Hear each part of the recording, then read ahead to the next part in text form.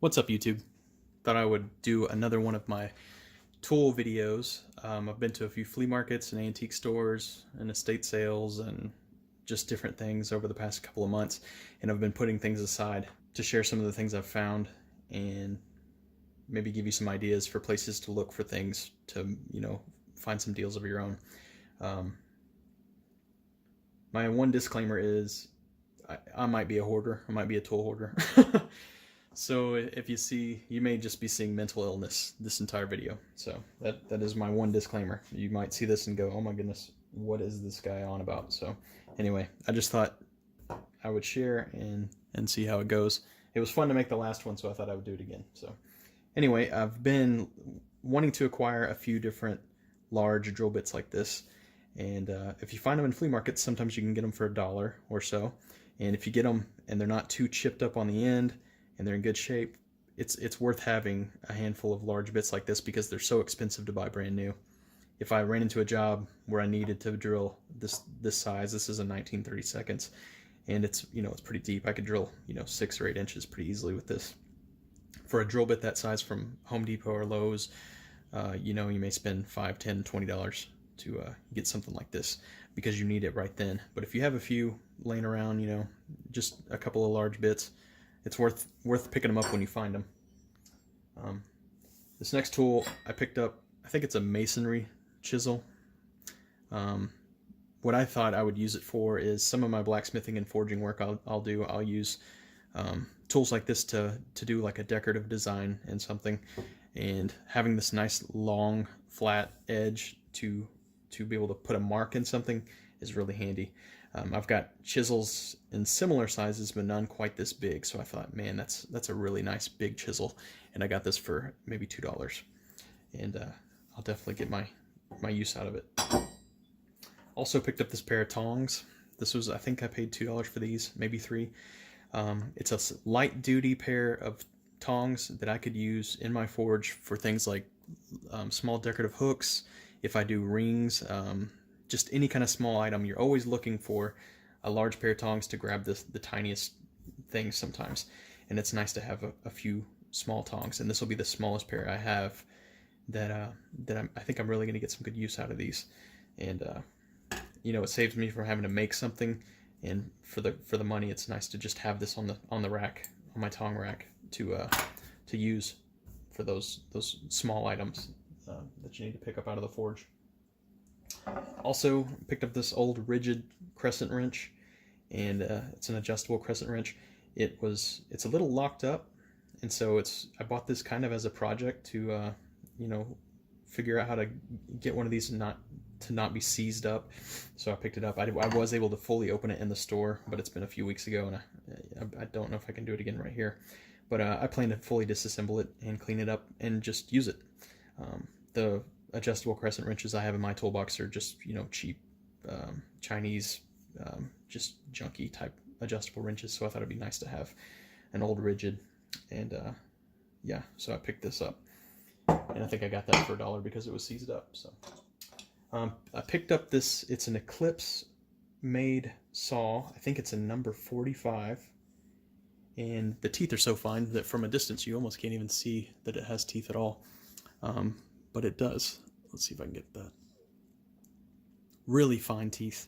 I thought this might come in handy. I've been doing wood carving lately, and I thought, if I'm just cutting, a 1/2-inch piece of wood with a handsaw, this might be a nice alternative to the more aggressive handsaws I use. And if I just need to make a cut that's a little bit more fine and doesn't need to be just torn out with a large tooth saw, I thought this might be really handy. I think I got this for $8, which I felt was I think I saw a few on eBay in the 20s, but for $8, and it's such a specific and unusual saw as far as I am concerned. I've never seen one like it. I just thought, man, that could really be nice to use, so decided to pick that guy up. Also picked up this keyhole saw because I like the handle on this. I have a few different keyhole saws, but none look and feel quite as ergonomic as this. So I thought that one might be a nice tool to have. It's got the hollow aluminum handle and a nice rubber grip clamping that thing in there. So felt real nice and secure, and it was really inexpensive as well. I picked up this, I don't know what you call this, but it fits a 3/8 socket, and this slides from one end to the other, and if you push the ball bearing in, you could remove it, I believe. I haven't tried that. But anyway, you can just put your handle anywhere and loosen bolts that are maybe kind of hard to get to. And I thought, wow, that's kind of a cool thing to grab to go with my sockets. And it's a American made, and it was just a couple of bucks as well. So kind of unusual, at least as far as I know. Found this old brush. It looks like a shaving brush, but it's pretty long and pretty floppy, I guess. I don't know what you call that.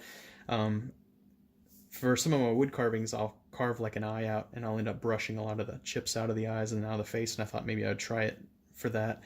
And then also, I always keep brushes near my drill press. If I'm drilling out leather or wood, I'm always brushing all the dust out of the holes so I can kind of see what I'm doing. Thought it might be handy for that as well.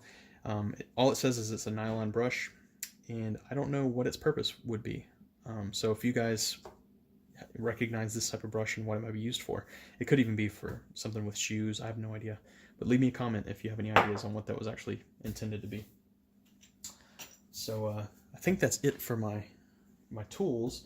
I thought I would kind of get into some things that I found on clearance in some of my hobby stores that are nearby. We've got a Hobby Lobby and a Joann's and a couple other places. But this came from a return outlet store. It's kind of a Target and craft store return place. And I found this rivet set. It's made for setting double-headed rivets.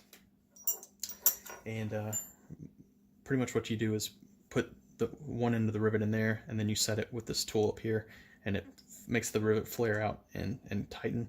And I have different sets like this, and so that was nothing special in particular, other than it's kind of a long handle, which is kind of nice. Mine are a little bit shorter. But it came with this hole punch, and this is around an 1/8 inch hole punch, and that's a size I use a lot, and I have some that are damaged and not in the best shape, so I thought this was definitely worth it to have the hole punch with the set, and I'll make good use of both. So thought I would show you guys that. Also at I think this was Hobby Lobby, they had a set of dental picks. It had a 4th piece that was missing, and since that was missing, it was marked off 75%. So I was able to get this for like $2. And I have some dental picks that I use for cleaning bolt threads or just so many different things. I can't even, they're just a super handy thing to have. And I got these marked off because one of the tools was missing. And, you know, so always check your clearance racks at your hobby stores, because you just never know. Also at that return outlet store, found this big guy. Now, I didn't find it myself. I actually have a friend of mine who gave me a heads up. But this is a 1-inch thick rubber board that they were selling for $20. I can't remember the original price for something like this, but I feel like this was marked down substantially, like they were at least $50 or more. And rubber mats like this are great if you're doing any sort of cutting or hole punching or anything like that. It's basically what I use this board for, that I've had for, I mean, years. And it's, you know, 3/8 of an inch thick. I've been using this thing for years, punching holes. It's got gouges and all kinds of marks in it. And this thing can do the same job, and it's so much bigger. And that's going to be super nice for future leather projects. And at the same place, they were selling cutting boards. Got this massive cutting board. It's like, I don't know, 18 inches by 36 inches, something like that. Enormous.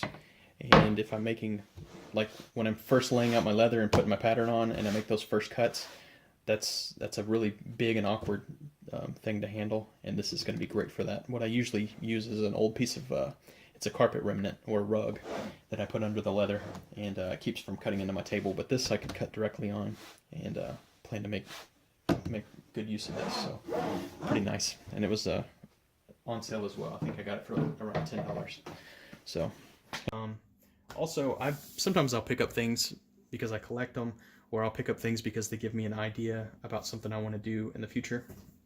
I was at visiting some friends a couple of weeks ago, and I was at I guess it was like a jewelry store slash, I don't know. They sold clothing and jewelry, and at the register they sold necklaces and earrings, and they had this nice little like wooden post with these horseshoe nails and blacksmith type nails hammered into it, and they were using that to display their necklaces and their rings and stuff. So I thought, you know, it'd be kind of cool to make one of those sometime, because that's just how I think. I see things like that and I think I want to try to make that. So I got this jar of older, some of these that look like they might be blacksmithing nails, and some look like maybe some horseshoeing nails, some of the small ones like down here. So I think this would be a nail used for putting on horseshoes, and these are supposed to be like a blacksmithing style nail.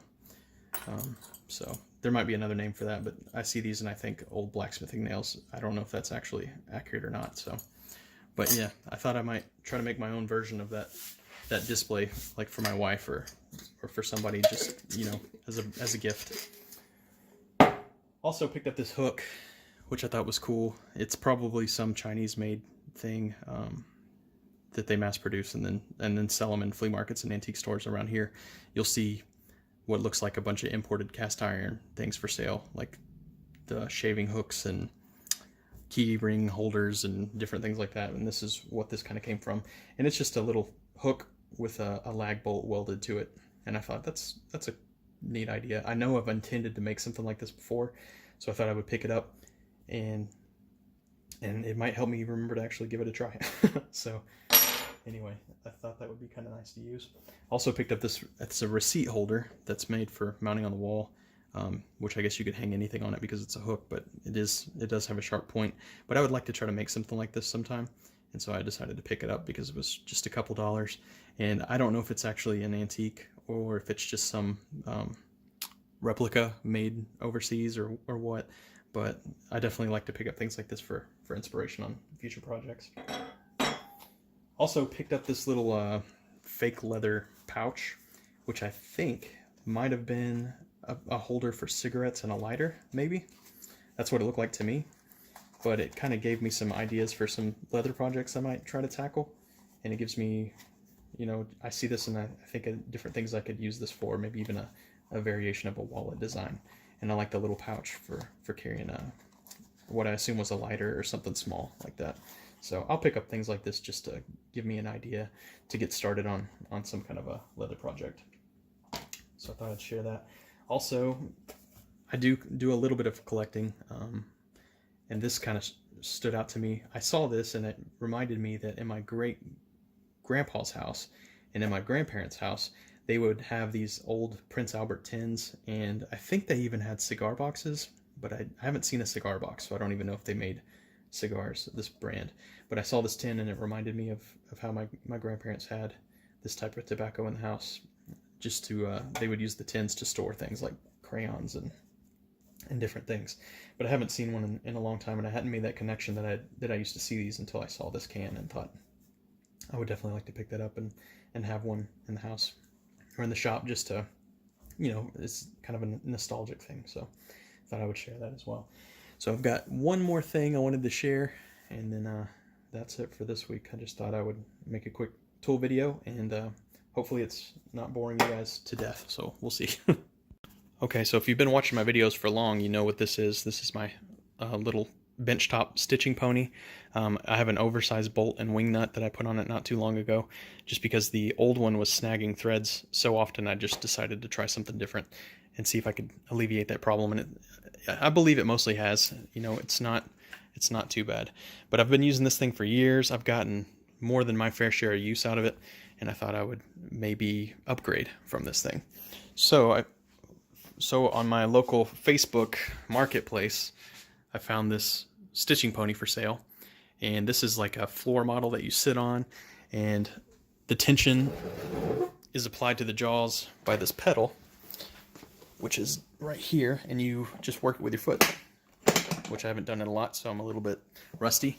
It's got these different notches for different thickness leather in the jaws. It can apply different amounts of tension.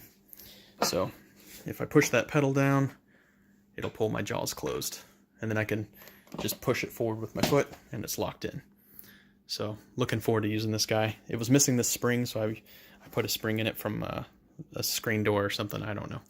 and it seems to be working. But once I actually put some hours into this thing, I'll have a better review to share. But definitely recommend getting one of these floor models if you ever come across one. This one I got for, I think, around $75, but they can go from $125 to $250. Maybe not $250, but definitely $125. I don't even know if this was made by somebody or if it was manufactured, but for the money, it was worth it for me to give it a shot. So anyway, that's kind of a cool thing. I haven't had a big tool upgrade in a while, but I thought this was definitely worth going to pick up, and I'll definitely get my use out of it. So looking forward to trying it out. And here's my final acquisition this past month. I went to an estate sale, and they had this floor model drill press on sale, and it does need some work. The motor's kind of intermittent. If I turn the switch on, it kicks on about every third try, and it sounds like something in the motor. So it probably needs rebuilt, or maybe new brushes or something like that. I have no idea yet, but I'm going to find out. But I was able to pick this thing up for $100, and it's a nice big floor model, and it came with the vise and everything. It's in good shape.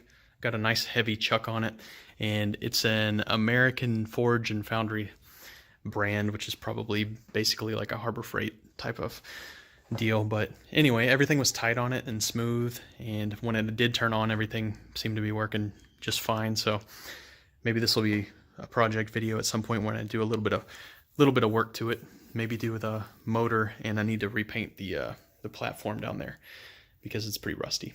So anyway, just thought that I would show that to you guys as well.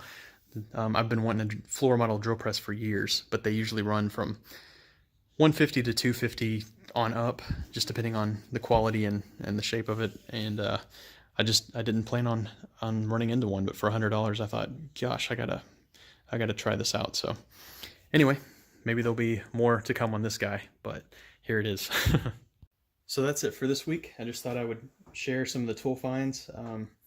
Hopefully you guys can get out and find some things in your area that might be useful to some of the projects you're working on. And just thought I'd give you guys some ideas. And it's kind of fun for me to catalog where some of these things came from, and have an idea like down the road of, hey, where did that giant chisel come from, and different things like that. So kind of fun. But anyway, hope some of this was useful to you guys, and good luck on your own hunts, and thanks for watching.